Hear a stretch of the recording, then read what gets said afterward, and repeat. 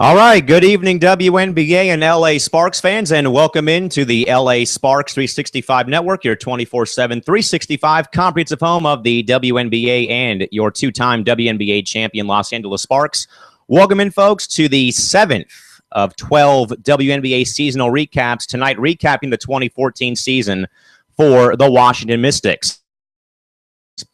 Alongside a duo of SwishAppeal.com writers, joined tonight, folks, by Albert Lee and Pat Friday. Cal McClure joining you, folks, here from Studio 171 in San Diego. Pat and Albert are joining us tonight via 365 conference call. Gentlemen, good evening, or I should say good evening / good early morning to you guys. How's it going this evening?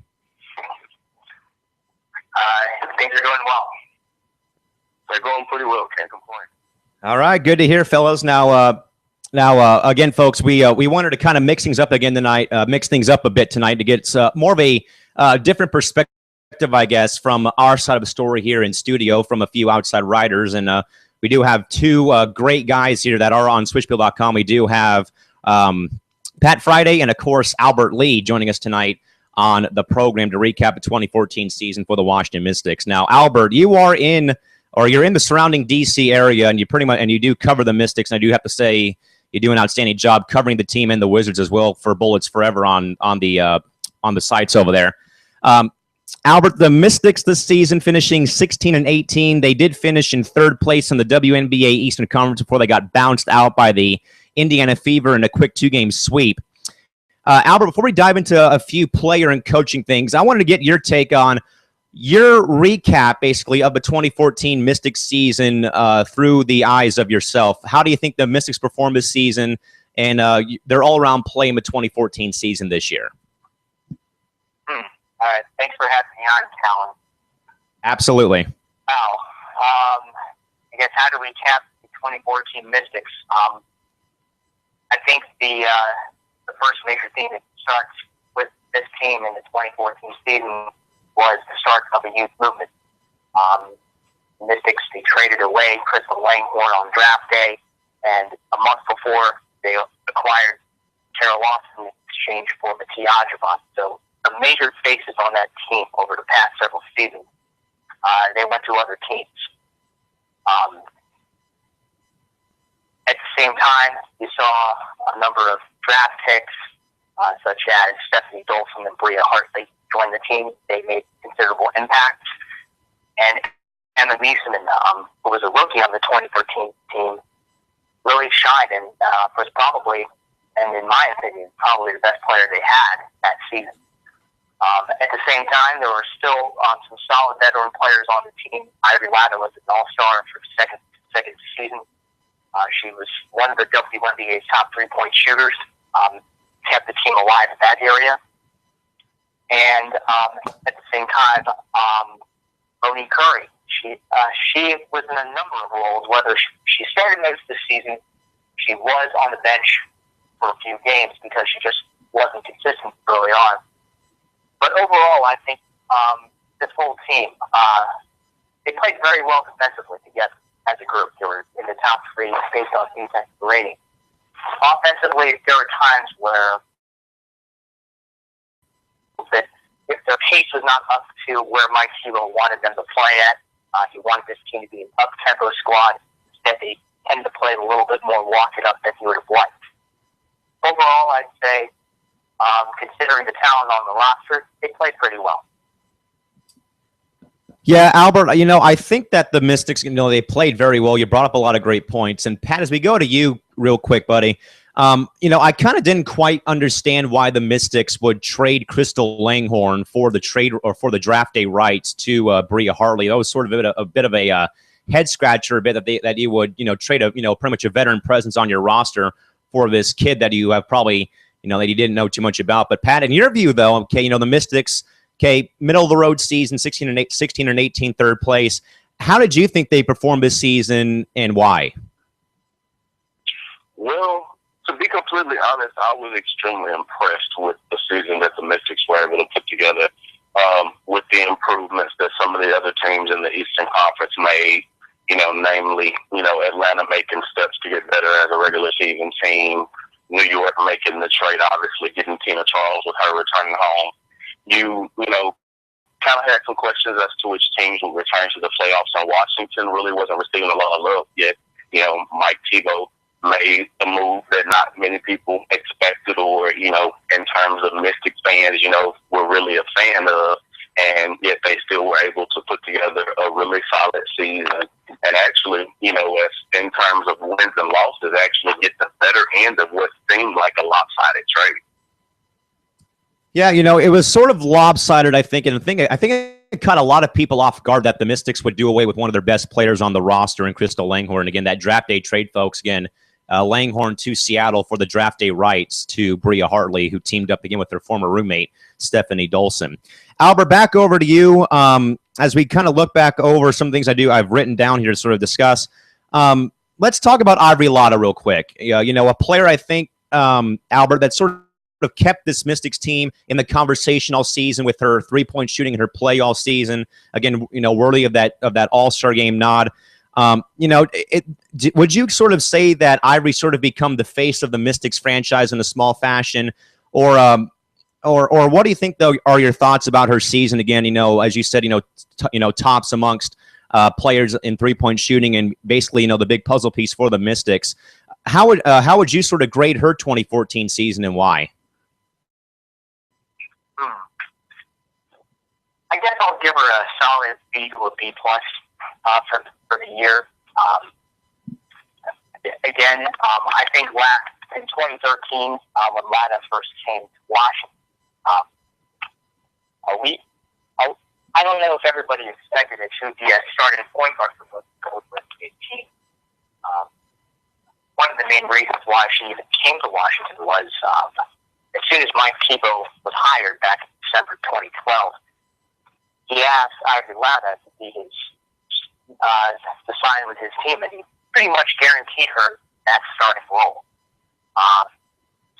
And from there, you have a point guard who's able to make many of the right passes at the right time, and also her three-point shooting stretches the defense quite a bit. With the WNBA three-point line moving back in 2013, that's probably one of the main reasons why the Mystics ended up being 17-17 that year, is because they were able to take advantage of some of those new rules better than other teams, in particular for three that season. And I think another thing that Latta probably brings to the Washington Mystics over these past couple of seasons is it is her personality and her energy in the locker room. All the other players do view her as a leader on the team. Earlier this season, she had a breast cancer scare that was highlighted pretty well on the national, at least from a WNBA standpoint. It was a pretty big story. Fortunately, a lump on one of her breasts, that was a benign growth, not a cancerous one, thank God. So the more power to her goes. That's pretty much all I have from that standpoint. Pat, I think Ivory Lotta has sort of, as I said earlier, sort of been that face of the franchise, that big puzzle piece to the Mystics franchise since she came over there a few seasons ago. And I think that, she kept the team in the conversation in all games. And I remember famously, guys, when Ivory threw up that Harlem Globetrotter style three to tie the game with LA early in June to force, overtime, then ties the game into that 3 overtime marathon. I thought, no one else in the league could probably make that three other than her. And Pat, again, sort of that face of the franchise player she is. How do you think she performed this season? Going through a few personal a personal hurdle, basically with that little breast cancer scare during the course of her career. How do you think she did play though this season in regards to keeping Washington sort of in the mix for the postseason picture? Well, when you consider the situation of things, considering everything that had gone on for Ivory Lotta going into this season, dealing with the situation with her coach back in North Carolina, Sylvia Hatchell, with her going through leukemia treatment and not being on the sideline this season, as well as, losing a player like Diamond DeShields. That's a player that, you view as a coach and, as a coaching staff, as a program-changing player, and her transferring after what, obviously what had to be a difficult season for everybody. Those things going into the season, the changes for the franchise, there was a lot of things weighing on a lot of shoulders going into the season, even before she had the breast cancer scare, so for her to be able to, keep basketball in perspective and keep life in a positive perspective during that time and still be able to perform admirably. Now, and I'm not gonna sit here and joke about, the fact that I wasn't necessarily one of the people that was, a fan of her being an all-star choice the first half of the season. But that second half of the season, she played much better basketball, and it just kind of seemed like, after she was able to get that clean bill of health, she was able to kick it up to another level and take it to another notch and really show us what she was capable of. Now that she felt like she had this, second life of sorts on the court, because that's something that could change your life forever. And to get that, positive information back, probably lifted the load off her shoulders. But in terms of her performance during the season, I don't think you can quantify her performance in terms of basketball just based on this season, because again, the Mystics are in a transitioning phase. They're building for the future. I think you're going to see her effect on this season and really be able to see where she had her biggest effect in the growth of players like an Emma Meason and a Taylor Hill, who came in at the end of the season after missing the beginning of the season, having her son. And, somebody that I was a big fan of, and the way she played the 2013 season, Bridget Hart. We are joined tonight, folks, by Albert Lee and Pat Friday, two dynamite writers on SwishAppeal.com, recapping the 2014 season for the Washington Mystics. Now, Albert, back over to you. Okay, Mike Tebow has been the head coach for the Mystics for the past few seasons.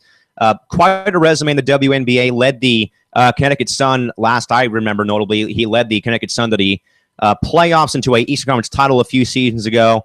Albert, I know that you and Mike are sort of, kind of buddy-buddy a bit. And I'll tell you what, he's been, a head coach that's gotten it done when it counts the most. I think, we've kind of, myself and Chris sort of talked about a bit about head coaching turnover, perhaps. We did a few nights ago with New York. Here, though, I think that Mike Tebow is going to be there for a while because, he has the experience, in the WNBA and across other basketball platforms coaching-wise. How will, Albert, to you real quick, bud, how good of a job, though, has Mike Tebow really done, though, for this Mystics team in your mind? All right. I wouldn't say I'm like shoulder to shoulder with Mike Tebow every day, but I will say over these last few seasons, done, at least from a wins and losses standpoint, probably about as well as any coach would have had. He did an admirable job in 2013.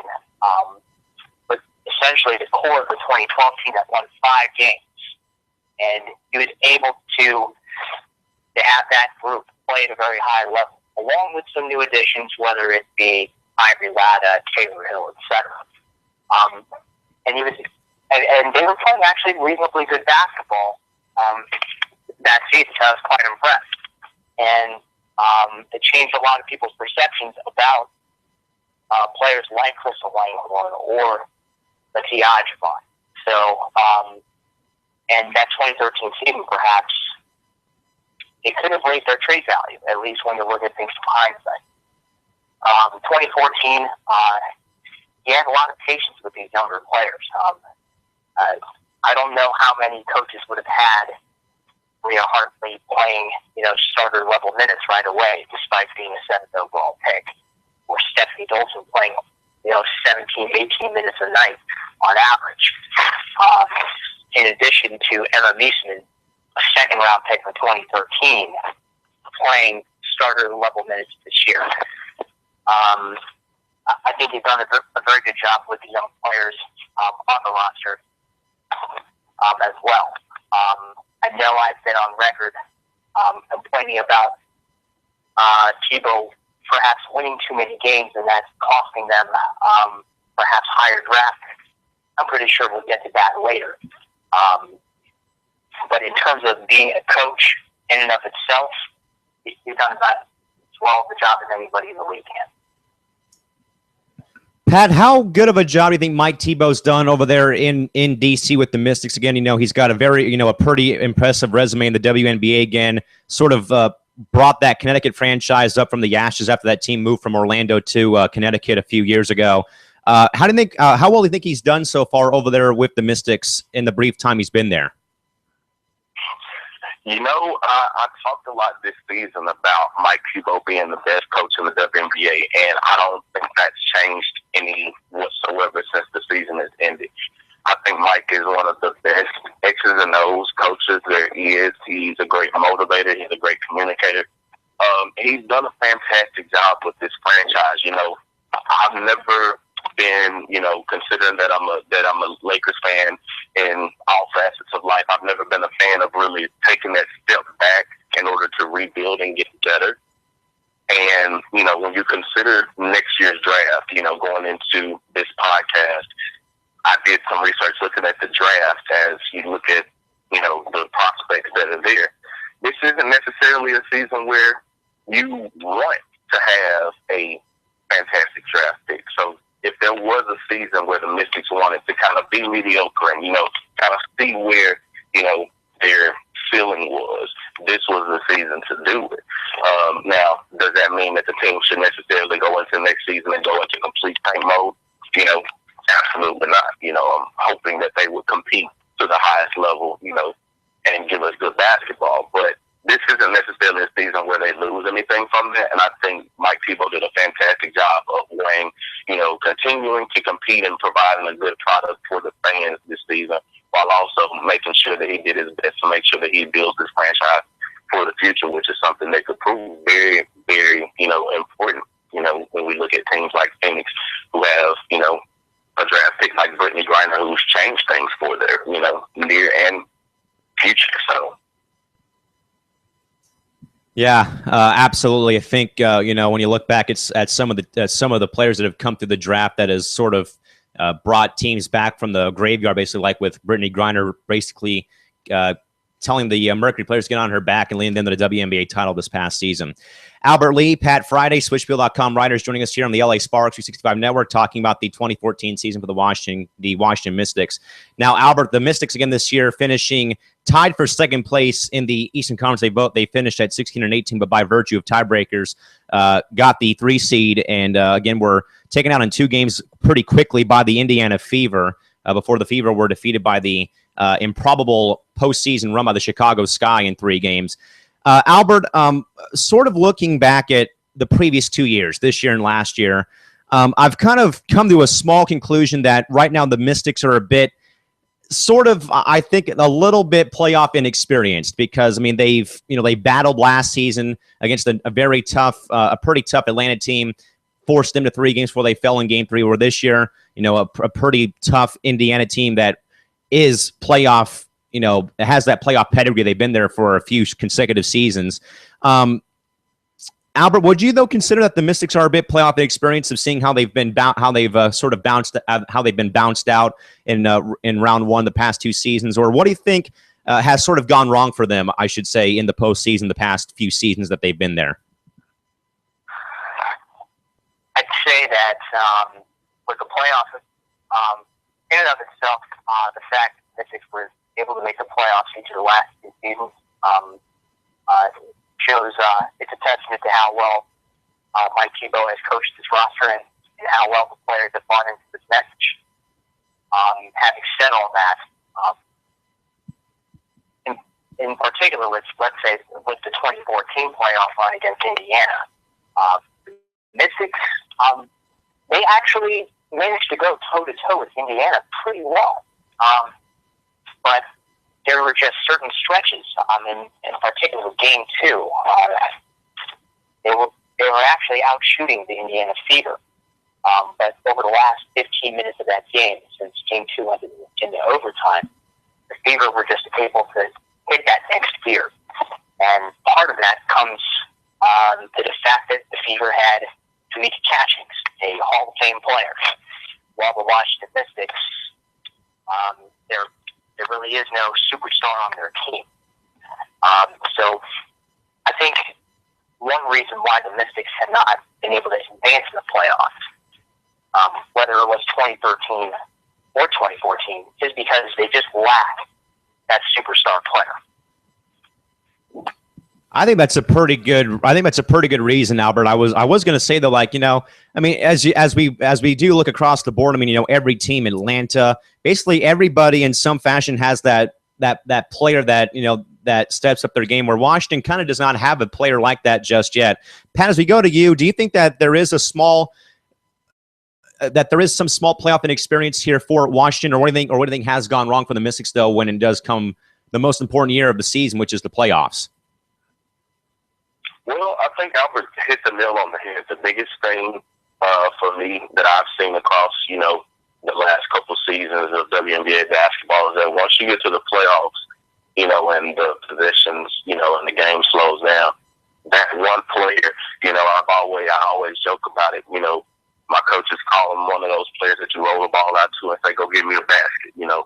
It's really tough to win in the postseason without really having that player. And you consider the Mystics going back, Crystal Langhorne, although she's a quality player and an all-star level player, she never really was able to establish herself as that go-to player strictly because she's an undersized post. When you consider current WNBA standards, you look at a team like Phoenix, who started 6'4", 6'2", 6'8" across the front line. Calling upon her in the playoffs to get you a basket against 6'8" and 6'4", it's kind of tough. So, in terms of what they've accomplished, that will be the first step. Albert's done a great job covering the Mystics for Swish Appeal, and I think he's done a fantastic job of talking about the opportunity they have of possibly adding Brianna Stewart in the future. That's something that could be beneficial for them. So it could be franchise changing. So it's definitely something that could help them fill that gap that they have there. Yeah, I think there's a small little void, I think, that needs to be filled by the Mystics for that postseason run. Again, folks, joined tonight by a dynamite duo of SwishAppeal.com writers, Pat Friday and Albert Lee, joining us here. They stayed up well past 1:25 in the morning where they're at on the East Coast to talk Mystics and WNBA basketball here on the network. Albert, as we go back over to you, man, okay, there is a duo built for the future with the Mystics. That is the UConn tandem of Stephanie Dolson and Bria Hartley. Again, which was not really fluky or funky how it happened, but again, with Hartley's draft rights being sent to Washington on draft day from Seattle for Crystal Langhorne. Do you think, though, that since Hartley and Dolson know each other so well from their playing days at UConn, could this be perhaps another duo like Taurasi Griner perhaps in the future, or is that going to take a few years for that thing to sort of get built up and have all the kinks worked out where it's a well-oiled, fine-tuned machine? I guess I'll probably go with the latter. We've seen Bria Hartley. She had a pretty excellent first half. I think she started to tail off a little bit in the second half of the season, where she wasn't scoring as consistently as she did earlier. But either way, she earned all rookie team honors, and the future is definitely bright for her. Nate, our site manager at Swish, he has pointed out that Bria Hartley's weakness, in a way, is that she doesn't really seem to have any clear strengths. She's not a prototypical pass-first point guard or just a straight-out dead-eye shooter like, let's say, Diana Taurasi often is. She seems to be in many ways, kind of like your prototypical combo guard, for lack of a better word. Having said all that, she did be an all-star maybe 2, 3, 4 years down the line if she can at least continue to improve and try to find one strength where she can be elite. As for Dolson, she also had a very good season on the defensive end of the Washington Mystics this past season. There weren't very many players who were able to defend on the low post as well as she did. I wasn't quite as high on her as Nate was. I did like the position that she provided on that end of the floor. In addition to Dolson, she had the ability to shoot that 15, 16-foot shot pretty you do want to see with your centers, especially in today's era of basketball, where all of these post players are now shooting long mid-range shots consistently and even three-pointers. So, I think both of them can be a solid duo moving forward. Am I going to call them a franchise duo? Not just yet. I think it's a little too early to say that, especially when Dolson hasn't started for the majority of the season. But either way, as long as the Mystics can keep both of these players together, I only see great things for them going forward. Pat, I know that you're the resident Phoenix writer for Swish Appeal, and you've sort of been able to see this tandem down there in the desert between Diana Taurasi and Brittany Griner, and what it's been able to do for the Mercury, 29 wins of, and all the other accolades plus the title this season. Do you think, though, that perhaps moving forward, not next season, but moving forward, though, into the future, that Dolson and Hartley can possibly be that next sort of Taurasi Griner duo in the future for Washington? Well, I think Hartley and Dolson fit into the grand scheme of things for the Mystics. Do I believe that they'll be the, cornerstones towards, some great playoff runs and possibly championships? I don't necessarily think so. I think there's a couple players that the Mystics currently have that would rank ahead of them in terms of, being that player that they would count on at this point based on the current roster makeup. Obviously, you consider Emma Fieselman at this particular point. And a player that I'm really high on, Albert joked the other day during the World Cup that he was hoping Mystics fans didn't get too high on Jelena Milivojevic based on her play in the World Championships on the women's side. But she's a player that I really like. I've always been a big fan over the years of post players that have the ability to shoot the three and stretch the defense, because it allows you to really play any type of offense. And I think she's a really strong player. Do I necessarily think that she's gonna be a 20-point top 5 scorer in the WNBA? No, but if Mike Thibault can get some commitment from her in terms of staying with the program and building with this franchise, I think she could be a really strong player for them. It's not very common in the WNBA when you consider the makeup of the league for us to see a franchise take a coach and take a team and be willing to say, hey, we're going to give you the ability and the chance to grow here. We're going to, give you the resources to be successful, and let's grow together. It's not often that you see that. So I think it would be really good for the league itself instead of trying to, build the base that we've, built upon since the league started to, take it to the next level and show people that we're committed to growing the game itself. So. Absolutely. Again, folks, joined here by Albert Lee and Pat Friday here on the LA Sparks 265 Network, covering the recap in the 2014 season for the Washington Mystics. All right, Albert and Pat, we got one more topic to get to before we do call it a night for you guys. I know it's getting very late over there in the early morning over on the East Coast, so we'll get you guys out of here in just a few moments. Albert, real quick, before we do let you guys go, any early thoughts about the spring and the 2015 season yet for the Mystics, or what are your early thoughts going forward towards next season for the Mystics? Okay, I did write an off-season preview for them. That was based on the number of lottery picks that the Mystics had against everybody else. And we're just looking at strict numbers. After looking at those numbers for each team's 2014 roster makeup, the Mystics only had 2 lottery picks, one being Bernie Curry, being the 3rd pick in 2006, the other being Taylor Hill, the 4th pick in 2013. And on top of that, Taylor Hill is your only lottery pick who is under 25. And for a young team that's rebuilding like the Mystics, that is a concern.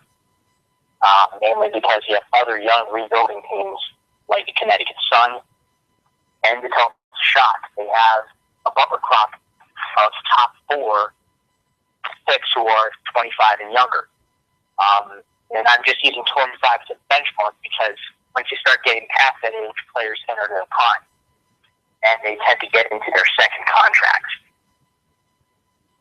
So considering that, Mystics, you can make a good case, and I believe they have the least amount of talent in the league collectively. That's not to say that they're a bad team. It's just that they don't. It's just a confirmation that they don't have that star player. And in terms of off-season moves, I think one of the big questions is what do you do with Ivory Latta? I believe that she signed a 2-year contract with the Mystics before 2013, so she'd be a free agent this season. If she is re-signed, what does that mean to your backcourt rotation? Does this mean that Taylor Hill and Bria Hartley are going to have to fight for the other starting guard position? Or does this mean that perhaps you go to 3-guard lineup if Monique Curry goes away to another franchise? I believe that I don't know if she'll be back 2015. It's not surprising if she's not. So that's probably the biggest question personnel-wise. In terms of record, I know I've been on the record saying that I do want them to miss the playoffs. That to me, that I want the Mystics to win 5 games like they did in 2012 with Trudy Lacey. What I really mean is, even though the Mystics may not make the playoffs, can this roster still develop more positive chemistry? So we still see the young players take another step forward. Perhaps one way to accomplish that is maybe you have to let go of most of the veterans from the 2014 team and then replace them with more rookies and sophomore players. That could basically make the Mystics kind of like the Tulsa Shock was back in 2011 and 2012 when their team was just really young and didn't have that veteran presence.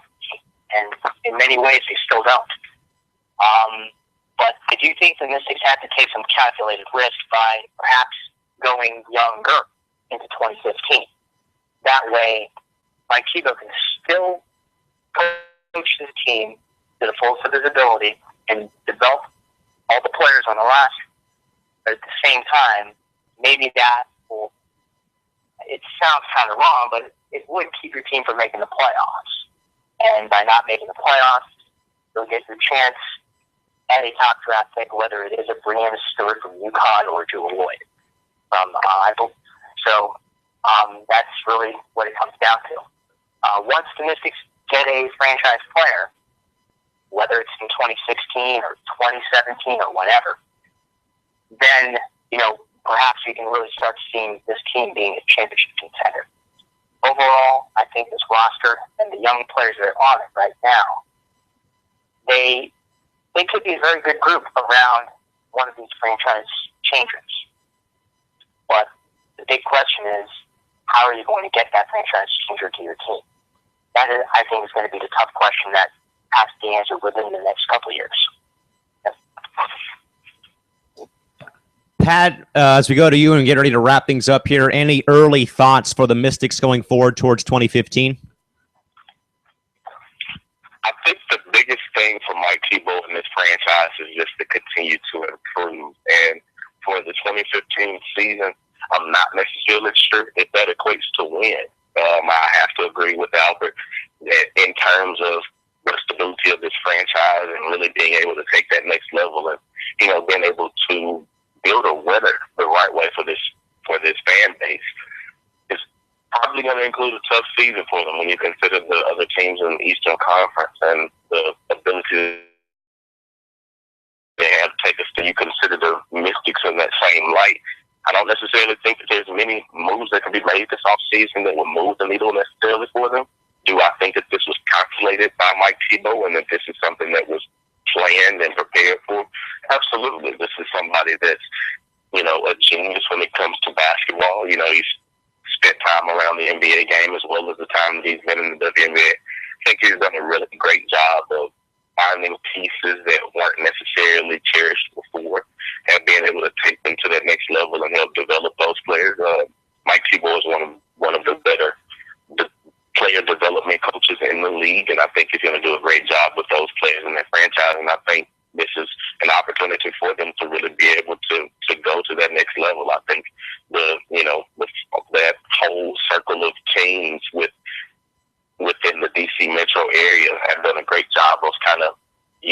using the same model towards building for the future and trying to build, quality franchises for those fan bases. So it'll be interesting to see how they approach things going forward with Tebow and the team.